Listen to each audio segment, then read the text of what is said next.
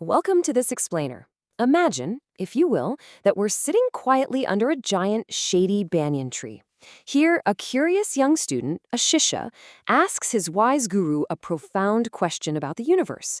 Today, we're going to listen to their story bridging ancient wisdom with the modern wonders of science to help us all find just a little more peace in our daily lives. So the student looks up and asks a really big question. Should you just quit everything to find peace? Have you ever felt so completely overwhelmed by, a mountain of homework, lots of chores, or maybe a super busy adult job that you just wanted to run away? Well, you are definitely not alone. Thousands of years ago, a brave warrior prince named Arjuna felt the exact same way.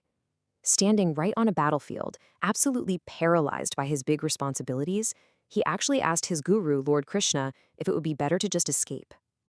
Here's our roadmap for this explainer.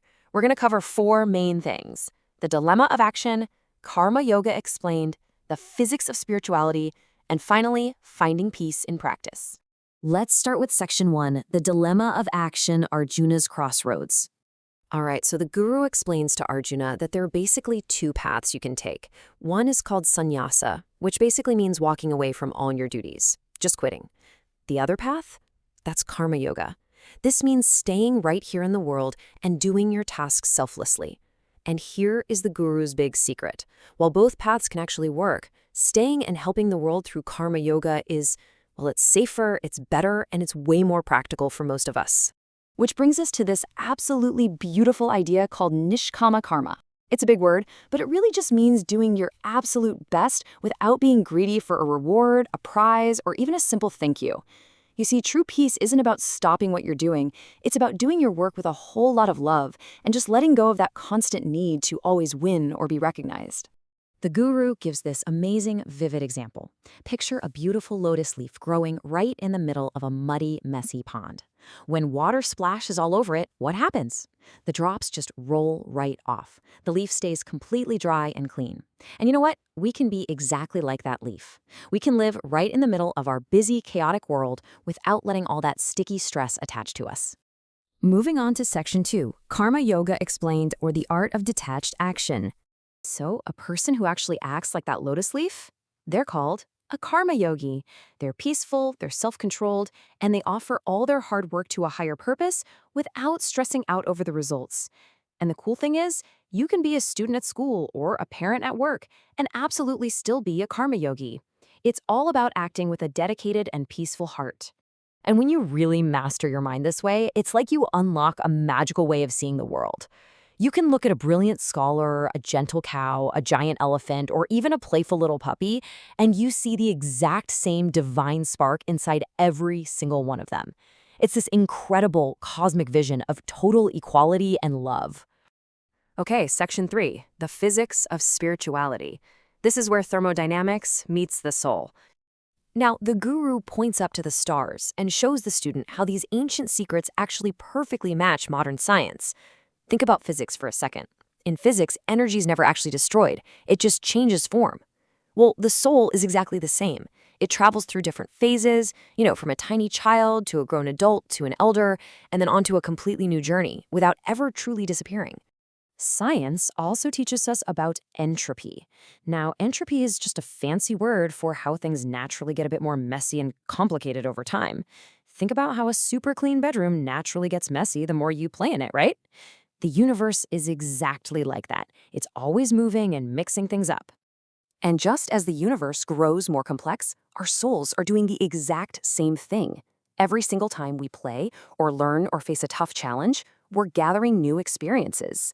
Each phase of our life adds to our soul's growth. It's exactly like a beautifully evolving cosmic energy system. Think about the water cycle you learn about in science class. Water evaporates up into the sky, forms those big, fluffy clouds, rains back down to the earth, and the whole thing repeats, right? Well, the ancient idea of continuous rebirth is just like that. The physical universe and the human soul are bound by the exact same beautiful, never-ending cycles. Also, in science, energy always tries to balance itself out, to find a calm, stable state, what we call equilibrium. Just like the universe seeks that balance, practicing karma yoga helps us find our own internal balance. So even when the world around us is super loud and chaotic, we are quietly searching for that steady, peaceful calm inside our own hearts. The guru teaches that all living things share one giant connected consciousness. And guess what? Science completely agrees. It shows us that all energy in the universe is connected in one giant web. That means every single kind thing you do and every bit of positive energy you share literally ripples out and touches the entire universe. How cool is that? Which brings us to our final section, Section 4, Finding Peace in Practice, or how to use this ancient wisdom in our modern life. So, how do we actually practice all of this every single day? Well, the guru gives us 4 really simple steps. Step 1, do your homework or your chores or your job without obsessing over the reward. Step 2, find balance. Work hard, sure, but remember you absolutely need to rest and play too. Step 3, remember that toys, gadgets, and material things don't create true, lasting happiness. And step 4, just take deep breaths, calm your mind, and try to be fully present. All these ancient words have such practical, modern meanings. Karma yoga? That simply means doing your job or your schoolwork selflessly, doing your best. Samsara? That means riding life's natural ups and downs like a brave surfer on a giant wave. And Summit Vam, which means equanimity or balance. That's the ultimate key to keeping your mind healthy and your heart strong in today's world. Finally, the guru looks at the student and leaves them with one big final question to think about. How can you act like that lotus leaf today? Think about your biggest worry right now. Seriously, what's stressing you out? How can you glide through those messy, muddy waters with a peaceful, balanced, and joyful heart? Think about that for a bit. Thank you so much for exploring this explainer of ancient wisdom and modern science with us.